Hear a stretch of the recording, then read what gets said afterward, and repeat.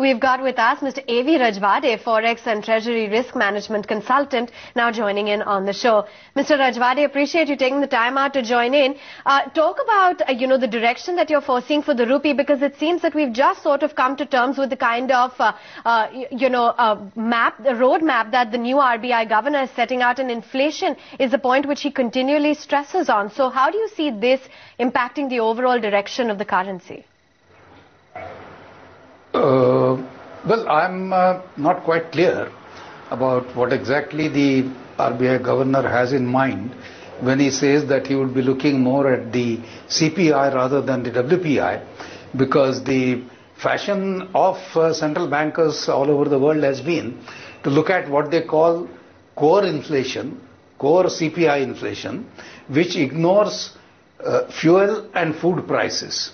Now, if we look at that, then the number is not all that alarming. I mean, it is bad enough, but it's not that alarming. But what it does suggest to me is that expectations of any lowering of the interest rates need to be deferred for the time being. Also, I think we have seen a lot of stability in the rupee for some time now. But I think to my mind, the basic reason for that is the fact that something like $400 million of demand every day is being met outside the market by the swap facilities for the oil marketing companies. Oil imports, those 3 or 4 companies, the oil imports are about $8-9 billion a month.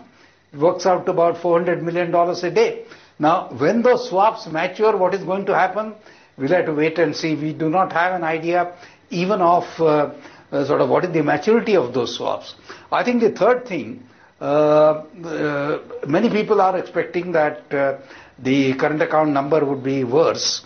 I subscribe to that view. Whether it will improve in Q2, I think it's a questionable proposition.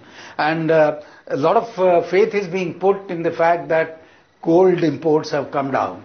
But if one looks at the numbers which came out a couple of days back from the World Gold Council, India's consumer demand for gold consumer demand as distinct from conversion into ornaments and export and so on and so forth, has gone up sharply.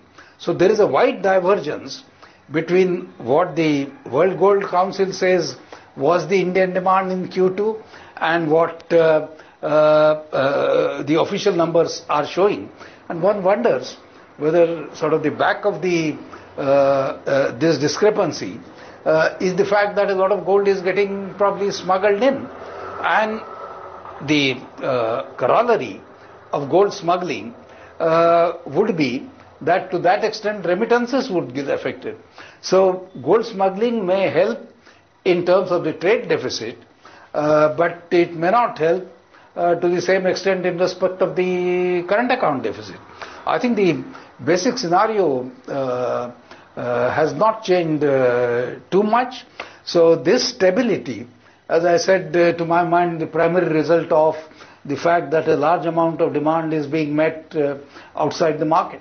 So if one were to look at current account deficit for this first quarter, what will your number be? Would it be over 5% or less than 5%? And if you look at the government's action, they've been focusing by and large on financing of the current account deficit, less on trimming the current account deficit. Now, is that the right way of going about it, or should we focus more on getting the CAD down? In my view, there are serious limitations to looking at the problem merely from the financing angle.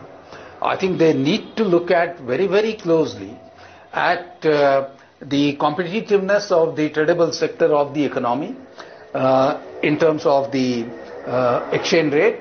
In my view, it is still overvalued. The economy is not competitive in the global market at whatever 62, 63 levels, because our inflation has been much higher than the global inflation for a long time now. So I think much greater focus needs to be put on reducing the current account deficit and not merely on financing it. There are obvious limits to the financing route.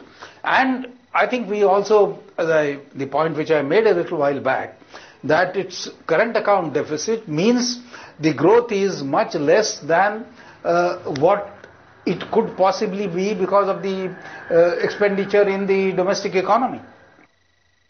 Mr. Rajwadia, you had earlier, I think in an interview, mentioned the fact that you would like to make a prediction for 5 years down the line as far as the rupee is concerned, because in 5 years everybody has forgotten. So can I ask you to stick your neck out and promise you that I'll forget? What is your prediction for 5 years hence for the rupee?